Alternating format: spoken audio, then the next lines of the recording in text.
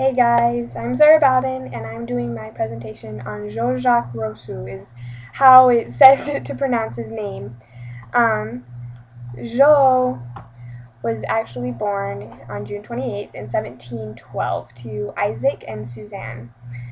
He was mostly raised by his father. His mother ended up dying giving birth to him, and his father was a watchmaker.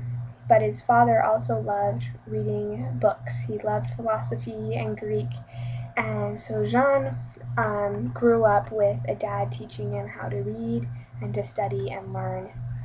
In 1725, he was apprenticed to become an engraver. His uncle had sent him off to learn as well as his cousin, and his master wasn't very good. So he ended up running away 3 years later, where he went to Annecy in 1728 and became Catholic. In 1742, he left to Paris. He had been studying studying writing as well as learning to become a composer. And in Paris, he went to expand his ideas and work on what he was learning.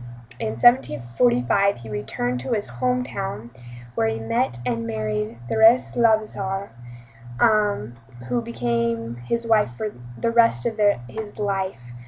After they got married, they ended up having 5 children.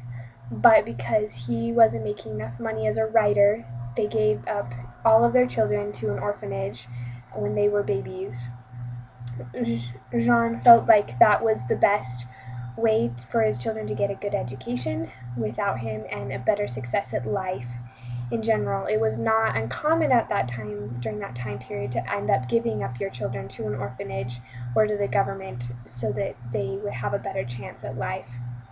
He was still composing and writing during all of this, and after his first song that came out with his opera, he had a lot of success, but he decided he didn't want to do that the rest of his life. He had fallen in love with writing. In 1753, he had submitted his first essay, beginning his career as a writer and philosopher. He wrote many books over his lifetime, including The Social Contract, which a lot of people is what he's known for the Declaration of Independence. He died in 1778. His impact on education was mostly from his book Emily, which was published in 1762, and it was about child development. It's actually a series of different books that are all about a young boy and a young girl and how they were raised, mostly about the little boy. What he did was actually use his philosophy on the boy throughout the books, where he just let the boy choose exactly what he wanted to learn, when he wanted to learn it, and how he wanted to learn it. So mostly his idea was that children should learn from their own experiences. They shouldn't be forced to learn one thing or another over time. His effect on education is you can look at a lot of schools, and as kids grow older, they get to choose a lot of their classes. Like in middle school or high school, you get to choose many of your different classes. They also have a lot of influence on the different subjects.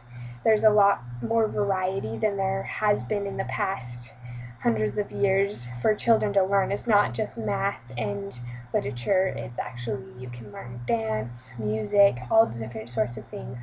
And it also causes a lot of schools to encourage extracurricular activities such as sports and music. My opinion on this is that it's a really, really good idea to let the children have a say in what they're learning, because then they're learning a lot more, they're more willing to learn.